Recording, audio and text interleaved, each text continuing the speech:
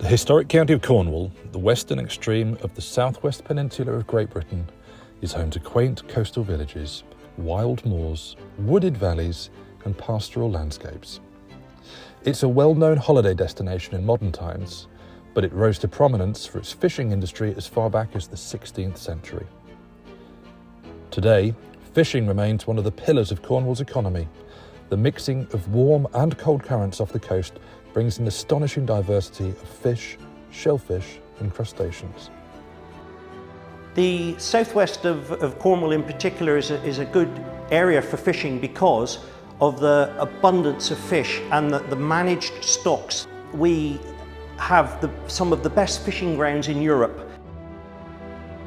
Edwin works as a procurement manager for Falfish, a Cornish family business founded by Ian Greets in 1979. What started as a small enterprise working with pelagic mackerel boats fishing in Falmouth Bay has grown into a multi-species seafood processor handling 60 species of fish every day.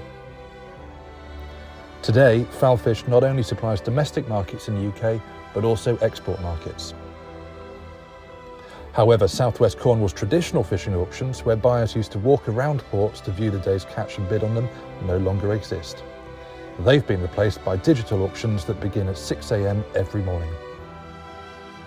We get our fish from various places. We don't just rely on the auctions. We have a group of very loyal fishermen that land direct to us, be it hook and line mackerel or sardines or scallops or even cuttlefish. We've built up a relationship with these fishermen over several years, so we must be doing something right for them to still stay with us. The company works with approximately 100 vessels that land fish solely for them. These landing sites in Falmouth, Newlyn, Plymouth and Brixham are the core ports, even though Cornwall has over 300 ports landing fish daily. Once the fish is landed, what we'll do is we'll send our own trucks to go and pick up the fish and bring it back to the factory. So if we buy fish on a Monday morning on the market, it's back at our factory by midday. It's then cut, hand prepared, packed, sealed and then sent to our customers that same day. So we don't use machinery to do these jobs, because having somebody there to look at the fish, assess the quality on an individual fish by fish basis, make sure that we get the right quality out to our customers. Falfish values the importance of these bountiful coastal waters and the role they have played in Cornwall's history and culture. To ensure the longevity of fishing stocks, Falfish adheres to sustainable policies which restricts it to working with a limited number of species. Moreover, the fishing boats that land fish for them have guidelines in place to ensure they catch fish that have already had a chance to reproduce.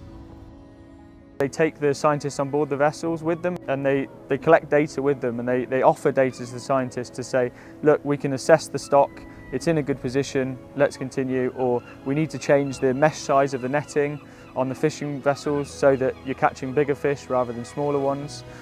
This close association means fishermen know when to change their gear and fishing techniques to minimise damage to fish populations, ensuring future generations of fishermen have fish stocks to go after.